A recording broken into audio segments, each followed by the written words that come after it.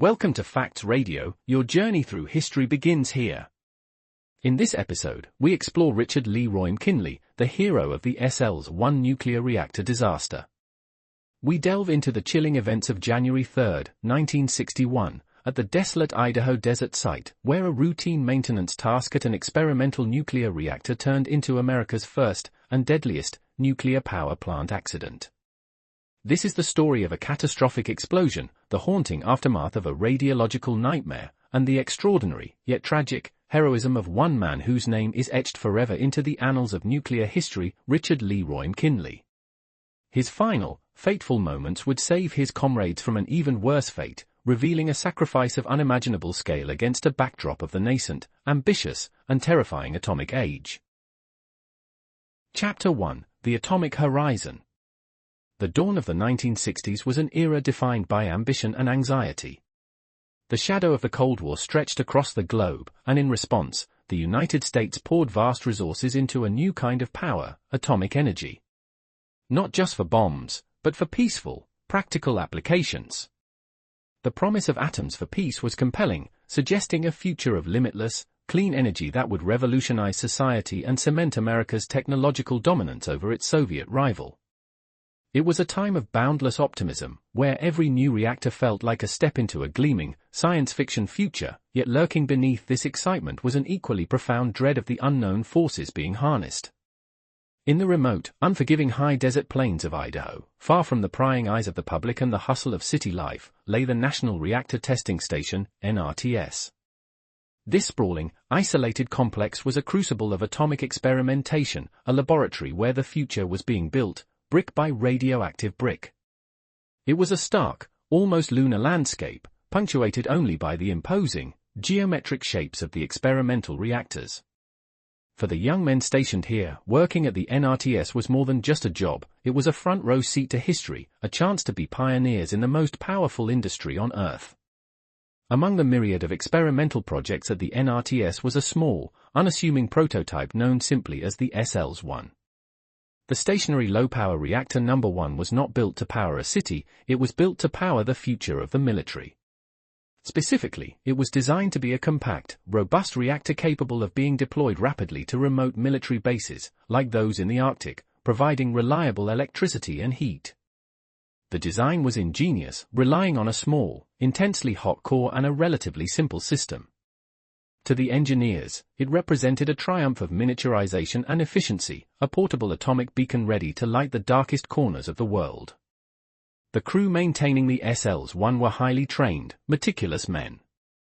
They understood the inherent danger of their work, yet the security protocols and the novelty of the technology often lulled them into a state of professional complacency. They were operating a machine that could generate the heat of 1,000 suns, but it was just another day at the office. The rigorous training instilled confidence, but perhaps also a subtle arrogance, a belief that they had tamed the atomic beast. Imagine the tension that must have been bubbling just beneath the surface of their everyday routines, the knowledge that they were working with materials that could, with a single mistake, unleash unimaginable destruction. Chapter 2: The Men of SL-1. The heart of the SL-1 operation was a small team of military specialists, all skilled technicians from the U.S. Army. They were young men, brimming with the confidence of their generation, each one a volunteer who had chosen the esoteric and high-stakes world of nuclear power. They were soldiers in the new, technological Cold War, battling not on a physical front, but on a scientific one. These men were entrusted with operating a prototype reactor, an honor that came with tremendous responsibility and danger. Central to the team was Richard Leroy McKinley. At 21 years old, he was one of the younger members, an Army specialist 4th class, but he was already respected for his sharp intellect and his meticulous attention to detail. McKinley was a family man, he had a wife and a young daughter, and his career at the NRTS was meant to be a secure, challenging path to provide for them. He embodied the all-American technical ambition of the era, a keen mind focused on mastering the complex machinery of the atomic age. Working alongside McKinley were two other equally dedicated men, John A. Byrnes, a 27-year-old Navy electrician's mate 2nd class who had been cross-trained by the Army, and Richard L. Legg, a 26-year-old Army specialist 5th class. Byrnes was known for his calm, methodical nature, a steady hand in the volatile reactor environment. Legg was a talented mechanic and electronics specialist, often tackling the trickiest maintenance issues. These three men were more than just colleagues. In the isolation of the Idaho desert, they had become a tight-knit crew, relying on one another for both professional support and personal camaraderie. The reactor had been shut down for a routine, extended maintenance period over the Christmas and New Year's holiday. This specific maintenance was crucial, the temporary securing of the central control rod, the single most critical component for regulating the reactor's power. This central rod, the so-called ganged rod, could be raised or lowered to control the chain reaction. A few feet of movement meant the difference between a dormant core and a catastrophic runaway reaction. It's hard to believe, but this task, which should have been a standard, by-the-book procedure, would become the focus of a fatal, yet seemingly minor, deviation from protocol. Chapter 3, January 3, 1961, The Fateful Night.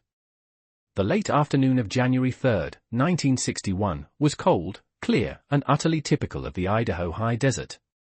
At 4 p.m., the three-man crew, McKinley, Byrnes, and Legg, began their scheduled shift.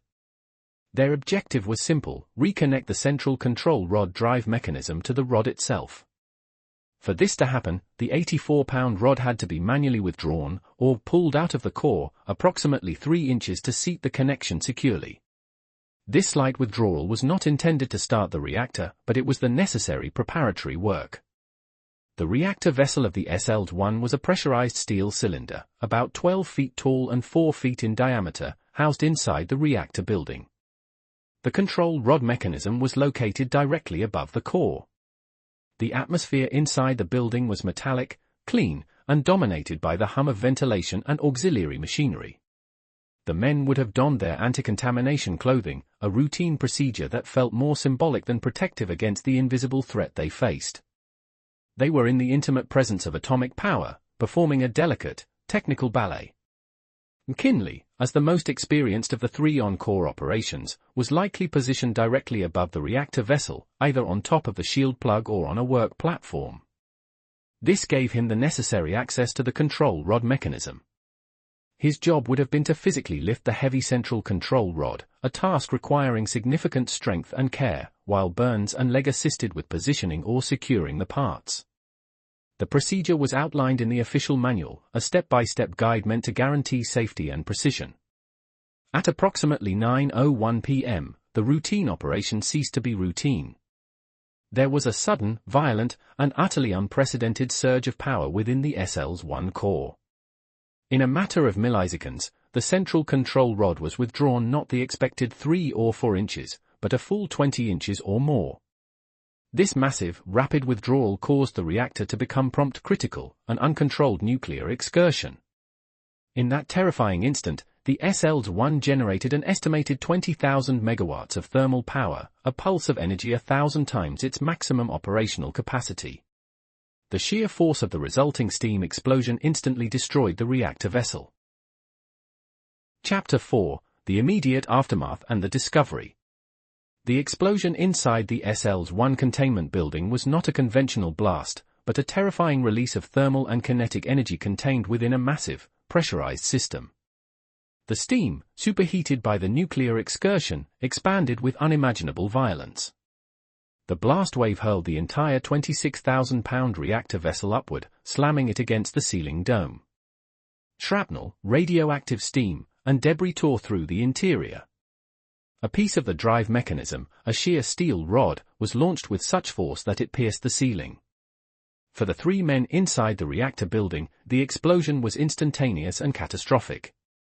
The incredible burst of heat, the physical trauma from the blast, and the immediate, overwhelming dose of lethal radiation ensured that their lives ended in that millisecond of uncontrolled power. The building itself, designed to contain an accident, was now a mangled shell, its atmosphere saturated with fission products and contaminated steam. The alarm systems, which had been bypassed or were not designed for an explosion of this magnitude, began to blare their desperate, useless warnings into the empty desert night. At 9:05 p.m., an automatic signal indicating low water level in the reactor vessel alerted the main control center, a few miles away. Initially, personnel assumed a minor pressure drop or equipment malfunction, nothing close to what had actually occurred. A small, emergency team was dispatched to the SL-1 site. As they approached, they saw no signs of fire, but an ominous, heavy silence hung over the snow-covered grounds. When they tentatively entered the auxiliary area of the reactor building, they were met by a scene of utter destruction and a radiological meter screaming an off-scale reading. The search team, operating in brief, tightly controlled entry and exit cycles due to the lethal radiation levels, made the gruesome discovery. The first body found was that of Specialist 5th Class Richard Legg. He was located near the staircase, terribly injured, but his death was the result of massive internal trauma and acute radiation poisoning. Moments later, they discovered the body of electrician's mate 2nd Class John Byrnes. He was found near the entrance, also killed instantly by the blast and radiation. Then came the chilling discovery of Specialist 4th Class Richard Leroy McKinley. His body was found positioned directly above the reactor core, pinned to the ceiling by a control rod blade, a macabre indicator of the blast's immense force and the point of the explosion. The sight was so horrific, so profoundly destructive, that it instantly redefined the scale of a nuclear accident. Chapter 5: The investigation begins. The immediate shock of the SL-1 incident quickly gave way to a cold, methodical determination to understand how such a catastrophe could have occurred. The scene was unlike anything military and civilian investigators had ever faced. A nuclear reactor, designed to be contained and controlled, had simply exploded. The radiation levels were so intense, peaking at well over $1,000 Roentgens per hour in parts of the building, that recovery and investigation teams could only operate in split-second shifts. The work was hazardous, almost impossibly slow, and utterly vital to the future of the atomic program. Dressed in heavy protective gear, which offered little defense against the intense gamma radiation, the recovery crews executed a chilling, carefully choreographed ballet. Their task was twofold: safely recover the remains of the 3 men, and gather evidence from the reactor building. These men were heroes in their own right, facing invisible, lethal forces to bring closure and answers. The physical damage was immense: concrete structures cracked, steel plating warped, and radioactive debris scattered everywhere. The sheer kinetic power released was staggering, defying all previous assumptions about the safety envelope of small reactors. The crucial evidence was found, grimly, in the body of Richard Leroy McKinley. His position, pinned to the ceiling by the control rod blade, confirmed beyond any doubt that the core had experienced a massive, rapid insertion of reactivity. The blade, wrenched from the reactor, offered a terrifying clue to the energy released, but it didn't explain the cause. Investigators focused on a single mechanism, the central control rod. Why did it travel 20 inches instead of the prescribed 3 or 4? Their initial theories ranged from a mechanical failure to a deliberate act. Could a sudden steam pressure surge have ejected the rod? Or perhaps a simple binding mechanism had suddenly come loose. The team eventually settled on what became known as the manual withdrawal theory. For reasons that will forever remain speculative, one of the men, likely McKinley, had manually withdrawn the central rod too far and too fast. They theorized that the rod had become stuck, and in the effort to free it, an excessive force had been applied, leading to a catastrophic, unplanned prompt criticality. Chapter 6: The Hypothesis of Heroism. The official conclusion, that the central control rod was manually withdrawn too far, was technically sound, yet it left a nagging, deeply unsettling question: why? Why would a highly trained, meticulous crew member like Richard McKinley violate fundamental safety protocol with such a catastrophic consequence? The investigators were forced to reconcile the physical evidence of a massive power surge with the professional dedication of the 3 deceased men. This is where the narrative shifts from engineering analysis to human drama and ultimate sacrifice. The reactor was designed with numerous safety features, including magnetic clutches that held the control rod in place. If the rod was indeed stuck, a known issue with early SL-1 designs, it would require a force of roughly 80 pounds to free it. Applying such force, especially from an awkward, restricted position atop the core, could easily lead to an overshoot. But why pull it out at all if it was stuck? A leading, yet unproven, hypothesis emerged from the investigative shadows, the hero hypothesis. This theory posits that McKinley, or one of his teammates, may have been attempting to reseat the control rod and had inadvertently pulled it too far, initiating the power surge. The moment he realized the reactor was screaming toward criticality, he would have had mere milliseconds, an instant less than a single breath, to react. The theory suggests that in that impossible instant, McKinley may have tried to force the rod back in. His body, found impaled by the mechanism, tragically indicated he was in the direct line of the blast. Imagine the raw tension of that final, agonizing moment, the core flashing bright with power, the steam screaming toward explosion, and the young man, Richard McKinley, making a final, desperate physical effort against the colossal, invisible force of the chain reaction. Chapter 7: The Unseen Force of Prompt Criticality. To truly grasp the horror of the SL-1 disaster, one must understand the physics of the explosion. The term used by physicists is prompt criticality, and it represents the most dangerous, unstable state a fission reactor can enter. In a normal, controlled reactor, neutrons, the subatomic bullets that cause fission, are created, travel, and cause more fission in a delayed, managed cycle. This delay gives the control rods and safety systems time to react. Prompt criticality, however, bypasses this control mechanism entirely. It occurs when a sudden increase in reactivity allows the chain reaction to be sustained only by prompt neutrons, those born directly from fission. This means the fission rate increases exponentially, not in seconds, but in microseconds. The reactor becomes a self-sustaining atomic bomb, although a relatively inefficient one, releasing its energy as a massive thermal pulse rather than a purely explosive blast. In the case of the SL-1, the sudden withdrawal of the central rod injected so much reactivity that the core went from dormant to prompt critical in an estimated 4 milliseconds. The fuel elements flashed with intense heat, instantly vaporizing the cooling water surrounding them. This massive, sudden creation of steam was the true engine of destruction. It was this water-to-steam conversion, rather than a purely nuclear detonation, that generated the violent pressure spike that destroyed the reactor vessels. The men had no chance. The pulse of high-energy gamma and neutron radiation from the core's flash was instantly lethal, a dose tens of thousands of times the fatal limit. Simultaneously, the physical explosion, the pressure wave and the ensuing debris, caused unsurvivable blunt force trauma. The incident revealed a dark truth: early nuclear systems, while promising immense power, contained a flaw that could turn an engineering problem into a catastrophic, instantaneous disaster with no time for human intervention. Chapter 8: The Radiological Nightmare. Following the explosion, the scene was not merely structurally damaged, it was a radiological nightmare. The reactor building, and the surrounding desert area, were heavily contaminated with fission products, primarily highly radioactive iodine-131, strontium-90, and cesium-137. The cleanup operation that followed, known grimly as Operation Sandstorm, became one of the most complex and dangerous radiological recoveries in history. The greatest immediate threat was the core itself, or what remained of it. The shattered fuel elements were still intensely radioactive.